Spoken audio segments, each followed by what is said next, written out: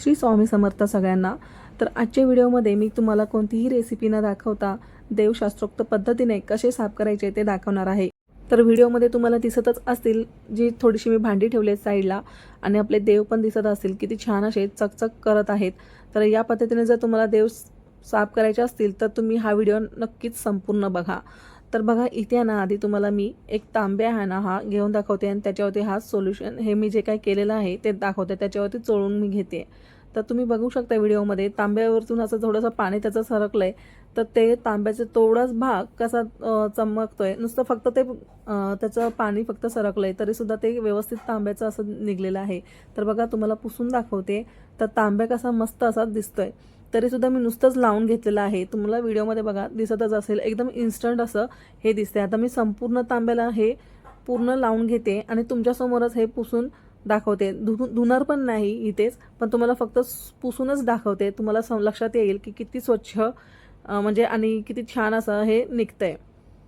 तर यामध्ये ना मी अजिबात यामध्ये पितांबरीचा किंवा साबणाचा किंवा मीठ, सोडा, बेकिंग सोडा वगैरे जे काही लोक म्हणजे बरेच जण वापरतात ना, तसं मी यामध्ये काहीच वापरलेलं नाही।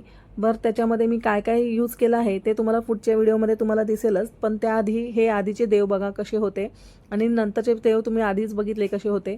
तर मी तुम्हाला एक एक करून दाखवते बघा कसं आहे। तर ही घंटी बघा कशी काळा झालेली आहे, तसंच आपलं ही तुळजाभवानी बघा, तसंच ही लक्ष्मी माता आहे आणि ही अन्नपूर्णा आहे। तर बघा तुम्हाला सगळ्याच व्हिडिओमध्ये तुम्हाला समजतच असेल की हे देव आपले जे आहेत भरपूर असे काळवंडलेले आहेत।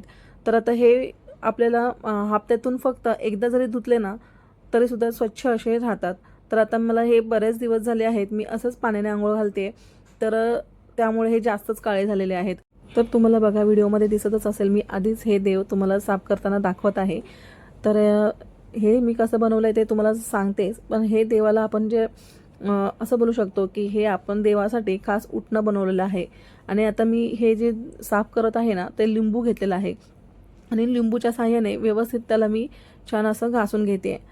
हे उटणं चोळून घेतल्यानंतर मी लिंबूने छान चोळून घेतल्यानंतर तुम्ही बघा पाणी घातल्यानंतर लगेच छान अशी चमकू लागली आहे। त्यानंतर इथे बघा मी इथे गणपतीसुद्धा घेतलेला आहे। तुम्हाला मी प्रत्येक मूर्ती इथे स्वच्छ करून दाखवते, तर तुम्ही हा व्हिडिओ तुम्हाला प्रत्येक मूर्ती तुमच्या लक्षात येईल धुताना की लगेच अशी ती स्वच्छ अशी होत आहे। तर बघा हे उटणं आहे ना मी देवाला आधी लावलं आहे आणि नंतर मी लगेचच ही प्रोसेस करायला चालू केली आहे। लिंबूनी चोळून मी लगेचच देवाला धुवून घेतलं आहे। तर मी अजून 10-15 मिनटं ठेवलं असतं ना तर अजून याच्यापेक्षा ही छान असं मूर्ती निघाली असती, पण मला जरा घाईच होती त्यामुळे मी लगेचच धुवून घेतले आहेत। तर तुम्हाला हवं असेल ना तर तुम्ही 10-15 मिनटं छान असं मूर्तीला लावून ठेवायचं आणि स्वच्छ असं पटकन असं निघून येतं, यापेक्षाही छान असं निघतं। तर बघा तुम्ही बघू शकता ही मूर्ती छान निघालेली आहे। प्रत्येक वेळेला मी जी काही एक मूर्ती घेते ती लिंबाने छान अशी मी चोळून घेते आणि नंतर धुवून काढते। तर प्रत्येक वेळेला मी हे सगळं तुम्हाला दाखवत बसली ना तर खूप काही मोठा हा व्हिडिओ होऊन जाईल। तर ह्यासाठी मी इथे डायरेक्ट मी इथं स्वच्छ करून झाल्यानंतर पाण्याने स्वच्छ धुवून दाखवत आहे व्हिडिओमध्ये। तर बघा आता हे सर्व मी देव धुवून झाल्यानंतर इथे ते देवाची भांडी जी आहेत ती मी इथे यानेच मी धुवून घेतलेली आहेत, म्हणजे साफ करून घेतलेली आहेत। तर आता तुम्हाला जर ही देवाची भांडी जी आहेत ना जी जास्तच काळी झाली असतील तर तुम्ही ती पाण्यामध्ये उकळून घेतली ना तरीसुद्धा चालेल, म्हणजे लिंबू आणि लिंबू सोडा वगैरे घालून केलं तरी चालेल, फक्त देवानं हे असं काही करायचं नाही आहे। तर बघा इथे मी श्रीयंत्र घेतलं आहे, ते श्रीयंत्रसुद्धा छान असं त्याच्या जर कानाकोपऱ्यात असं राहिलेलं असं ना तरीसुद्धा ते स्वच्छ झालं राहील। तर देव स्वच्छ करण्यासाठी मी आता हे उटणं कसं तयार केलं आहे ते तुम्हाला सांगते। तर बघा इथे मी 3 चमचे बेसनचं पीठ घेतलं आहे, सोबतच इथे मी चंदन पावडर 1 चमचा घेतली आहे, 1 चमचा हळद घेतली आहे। आता यामध्ये आपण एक म्हणजे मेन इन्ग्रेडियंट घालणार आहोत ते म्हणजे लिंबू।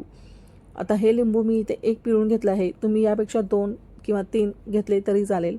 यासोबतच मी इथे 1 टेबलस्पून इथं लिंबूचं सत्व असतं ना ते घेतलेलं आहे। हे निंबू सत्व घेणं खूप इम्पॉर्टंट आहे, हे घ्यायलाच हवं। सोबतच हे आता यामध्ये मी खूप आंबट असं जुनं दही जे असं ना आंबट ते ह्यामध्ये घालायचं आहे आणि फक्त दहीमध्येच मी हे मिश्रण बनवून तयार केलेलं आहे। यामध्ये अजिबात मी पाणी घातलेलं नाही, फक्त दह्यामध्येच हे मी मिश्रण बनवून घेतलेलं आहे। आता हे एक एक करून आपल्याला सर्व देवांवरती छान असं लावून घ्यायचं आहे. अगदी कानाकोपऱ्यात जाईल इतकं हे मिश्रण आपल्याला जायला पाहिजे असं आपल्याला लावून घ्यायचं आहे. आणि तुम्हाला हवं असेल तर तुम्ही 10 ते 15 मिनिटासाठी याला ठेवून देऊ शकता. मी इथे लगेचच घेतलं आहे करायला, मला काही असल्यामुळे तुम्हाला मगाशी मी सांगितलंच. तर हे 10-15 मिनिटं ठेवून दिलत ना तर खूप छान अशी मूर्ती यापेक्षाही छान सुंदर निघते. तर बघा यामध्ये जर तुम्हाला साखर घालायची असेल ना तर तुम्ही साखर घाला. बरेच जण यामध्ये मीठ घालतात, तर ते मला काही पटत नाही आहे. मीठ घालायचं, देवाला लावायचं. तर बघा आपल्या अंगाला जर आपण मीठ चोळलं तर तो आपल्याला कसं होईल, तर मग आपण देवाला कसं काय आपण मीठ लावू शकतो. तर तुम्ही साखर घातली ना तर चांगलंच आहे. तर बघा आपण जेव्हा देवाला आंघोळ घालतो तेव्हा पंचामृतामध्ये साखर तर असतेच ना, तर आपण साखर घालू शकतो ह्याच्यामध्ये. आणि यामध्ये मी जे चंदन घातलेलं आहे ना, पावडर चंदनाची, तर यासाठी याने ना देवाला असं छान असा सुगंध येतो चंदनासारखा. तर ते एक प्रकारचं हे जे काही मी बनवून घेतलेलं आहे ना ते उटणंच झालं, उटणंच आहे. आणि तर हे उटणं आपण माणूस पण लावू शकतो, माणसाला पण लावू शकतो तरीसुद्धा चालेल. असं हे म्हणजे मी उठणं हे स्वतःच मी म्हणजे माझ्या मनाने केलेलं आहे. आजपर्यंत कोणीच हा असा व्हिडिओ शेअर केलेला नाही. तुम्ही बघू शकता, बरेच व्हिडिओ बघा, कोणीही असं लेप कोणीच तयार केलेला नाही. म्हणजे उठणं मी तर देवासाठी हे उठणं केलेलं आहे असं म्हणते. उठणं आहे हे देवासाठी, तर मी ह्याच उठणाने देव साफ करते. फक्त ॲडिंगमध्ये तुम्हाला जर साखर घालायची असेल ना तर तुम्ही साखर घालू शकता. साखरने काय होतं की थोडंसं स्क्रबिंग होतं आणि व्यवस्थित म्हणजे असं चोळायला म्हणजे खरखर असते ना, त्यामुळे ते व्यवस्थित जाऊन देव स्वच्छ व्हायला मदत होते. तर या पद्धतीने मी इथे सगळ्या मूर्त्यांना आणि जी काही भांडी आहेत ना त्यांना सगळं असं लावलं आणि लगेचच धुवायला घेतलं आहे, म्हणजे लिंबूने चोळलं आहे. तर ही प्रोसेस जी आहे ना लिंबूने चोळून घ्यायची आहे, ती अजिबात आपल्याला स्किप करायची नाही आहे. तर ते व्यवस्थित लिंबूनेच चोळून घ्यायचं आहे छान असं. म्हणजे आपल्याला कसं होतं, लिंबू आहे ना तो व्यवस्थित सगळीकडे असा म्हणजे चोळायला येतं लिंबूमुळे. आपण जेव्हा हाताने बोटाने वगैरे करायला जातो ना, जितकं त्याने नाही होत ना तेवढं छान असं लिंबूने चोळलं जातं. तर आता इथे सर्व देव मी घासून घेतलेले आहेत. आता हे स्वच्छ कसे करायचे ते दाखवते. म्हणजे आता फक्त आपल्याला ह्याला धुवून घ्यायचं आहे स्वच्छमध्ये. आता मी इथे बेसिनमध्ये आलेले आहे आणि डायरेक्ट नळाखाली मी हे देव स्वच्छ करून घेते. तर बघा थोडंसं देवाचं जे मुकुट किंवा असं पाट वगैरे हे आहे ना ते असतं ना, ते थोडंसं आपल्याला ब्रशने घासायचं आहे. तर बघा तिथे थोडंसं जाऊन बसतं, तर ते एकदम आतमध्ये जाऊन बसलं ना तर मग ते निघत नाही ना, म्हणून ते आपल्याला तसं करायचं आहे. बघा इथे बघा तुम्ही बघू शकता थोडंही त्याच्यामध्ये आतमध्ये जाऊन बसलेलं नाही आहे, व्यवस्थित निघालेलं आहे. आणि ते देवाचं जे वरचं मुकुट असतं ना त्याच्यामध्ये पण असा काळवटपणा असतो आणि तिथपर्यंत आपलं असं काही जात नाही, म्हणून मी ते असं ब्रशने फक्त घासून घेते. फक्त तेवढंच केलं आहे, बाकी काही नाही. त्याच्यामुळे काय होतं ना, ते आतमध्ये जे असतं ना त्याचा काळवटपणा असतो ना तो निघून जातो आणि छान असं ती मूर्ती आहे ना दिसायला छान सुरेख आणि चमचमीत होते, म्हणजे चकचकीत दिसते. तर देवाच्या पाटाला आणि देवाच्या मुकुटालाच मी फक्त ब्रश लावलेला आहे, बाकी कुठेच मी ब्रशचा वापर केलेला नाही. तर बघा या पद्धतीने आपलं स्वच्छ सगळे देव धुवून झालेले आहेत. तर तुम्हाला व्हिडिओमध्ये दिसतच असेल देव धुवून झाल्यानंतर किती छान असे हे चकचक करत आहे. फक्त मी मुकुटाला ब्रश लावते आणि खाली पाटाला वगैरे लावते. तुम्हाला प्रत्येक व्हिडिओमध्ये दिसत असेल. मी फक्त तेव्हाच वापर केलेला आहे, जिथे गरज नाही आहे तिथे मी कुठेच काय केलेलं नाही. तर बघा हा कृष्ण बाळ कसा छान असा स्वच्छ निघून आलेला आहे. तर बघा इथे बघा मी श्रीयंत्र घासून घेत आहे ब्रशने. तर श्रीयंत्र असं आहे की ते निघतच नाही, त्यामुळे त्याला ब्रशशिवाय त्याला पर्यायच नाही होत.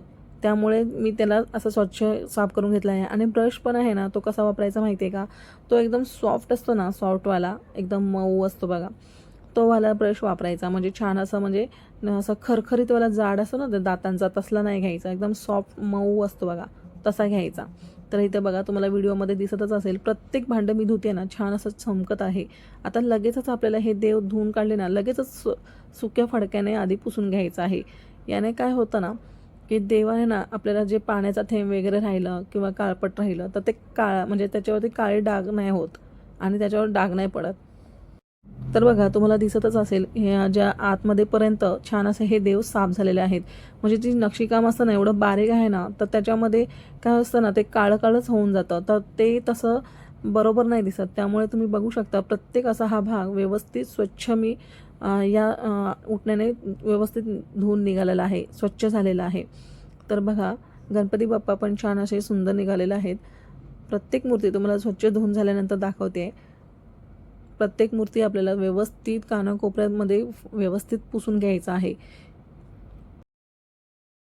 जर गरजच वाटली ना, खूप देव असं म्हणजे आपल्याला दही बघा, कधी-कधी काय असतं दही आहे ना, त्याला असं मलाई असतं जास्त. तर तेव्हा काय होतं माहिती आहे का, दही जास्त मलाई असल्यानंतर देव थोडेसे तेलकट होतात बघा. तर त्यावेळेस काय करायचं ना, साबण नाही लावायचं अजिबात, तर कोमट पाणी करायचं आणि कोमट पाण्याने देवाला अंघोळ घालायची. आपण असं तर घालतोच ना, तसंच कोमट पाण्याने देवाला स्वच्छ धुवून घ्यायचं आणि मग लगेचच देव निघतात. तर बघा, तुम्ही बघू शकता, प्रत्येक भाग दाखवते मी तुम्हाला, पुन्हा पुन्हा दाखवते. तर व्यवस्थित असे छान असे आपले हे प्रत्येक कणाकणामध्ये म्हणजे ते त्या म्हणतात ना, नक्षीमध्ये जाऊन छान असं हे स्वच्छ देव झालेले आहेत. तुम्हाला व्हिडिओमध्ये दिसते की नाही. तर एकदा तरी हप्त्यातून या उठण्याने देवांना स्वच्छ करा आणि एकदा तरी हे मी जे तुम्हाला दाखवलं आहे याप्रमाणे नक्की देव स्वच्छ करून बघा आणि मला कमेंटद्वारे माझ्या याच व्हिडिओखाली कमेंट करून नक्की सांगा. तर व्हिडिओ आवडला असेल तर लाईक करा आणि खूप खूप शेअर करा. तर भेटूयात अशाच छानशा एका नवीन व्हिडिओसोबत.